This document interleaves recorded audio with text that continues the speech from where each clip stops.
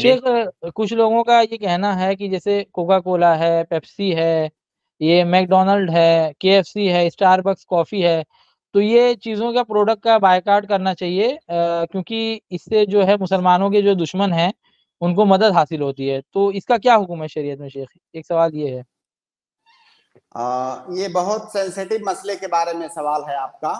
जी और हकीकत में इस वक्त सोशल मीडिया वगैरह पे बहुत सारे जज्बाती किस्म के लोग, यहाँ तक कि बहुत सारे खतीबों को भी सुना गया है, वो इस तरह की जज्बाती बातें करते हैं जिनमें मसलहत कम और मफसदत ज्यादा है।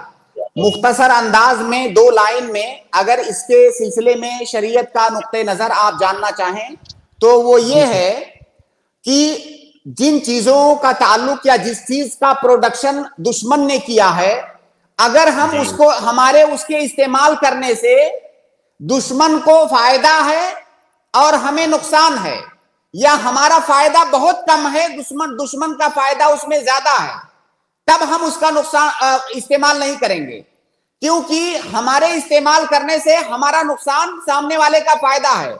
लेकिन अगर उसका इस्तेमाल हमारे फायदे में है, बल्कि कई दफा उसका इस्तेमाल हम दुश्मन के खिलाफ ही कर रहे हैं, तब हम उसका इस्तेमाल करेंगे।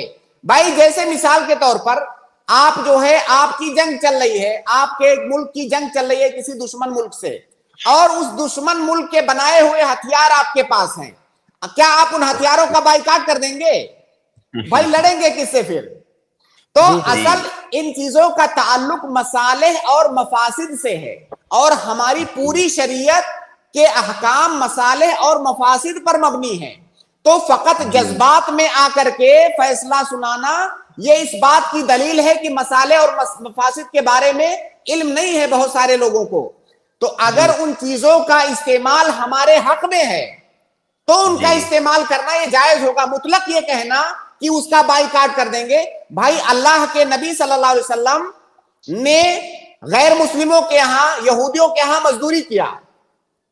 यहूदी दुश्मन है मुसलमानों के, उस जमाने में भी सहाबे किराम ने यहूदियों के यहां मजदूरी किया। भाई उनकी जरूरत थी, उनके अपने मसलाहत में थी वो चीज, तो किया। अल्लाह के नबी सल्लल्लाहु अलैहि वसल्लम यहूदियों के साथ बहुत सारे मुआमलात आपने किया, तो वो चीज उनके मसलहत में थी। तो अगर उसका इस्तेमाल आपकी अपने फायदे, अपनी मसलहत में है तो आपको करना है। मुतलक तौर से जज्बात में आकर के कह देना कि हम उसका बाइकाट कर देंगे, ये सिर्फ जज्बाती बातें हैं। ये अभी इस वक्त हम लोग जो मोबाइल से जुड़े हुए हैं, और हम में से शायद कोई ऐसा नहीं होगा जो व्हाट्सएप नहीं इस्तेमाल करता है। आप बताइए व्हाट्सएप किसका है? व्हाट्सएप का मालिक कौन है इस वक्त? सब जानते हैं, नाम लेने की जरूरत नहीं है। फेसबुक का मालिक कौन है? गूगल का मालिक कौन है? एंड्रॉइड का मालिक कौन है? एंड्रॉइड दुनिया का जितने भी मोबाइल इस वक्त दुनिया में इस्तेमाल होते हैं, एप्पल को छोड़ के, iOS के अलावा, iOS के अलावा जितने मोबाइल हैं सब किस पर चलते हैं? एंड्रॉइड पे चलते हैं। एंड्रॉइड किसका है? आप अपने घर में कमरे में बैठ करके गौर करेंगे तो कई सारी चीजें आपको मिलेंगी। तो भाई जिस व्हाट्सएप पे आप लिख रहे हो कि बाइकाट कर दो, बाइकाट कर दो, पहले उस व्हाट्सएप को बंद कीजिए ना, अपने उस एंड्रॉइड को बंद कीजिए। तो आज मुसलमान अगर अपनी बात दुनिया तक पहुंचा पा रहे हैं मजालिम की दास्तानें, तो इसी मोबाइल और इसी व्हाट्सएप के जरिए, फेसबुक के जरिए पहुंचा पा रहे हैं। तो इसका इस्तेमाल वो मुस्बत अंदाज में अपने फायदे के लिए, अपने हक में कर रहे हैं।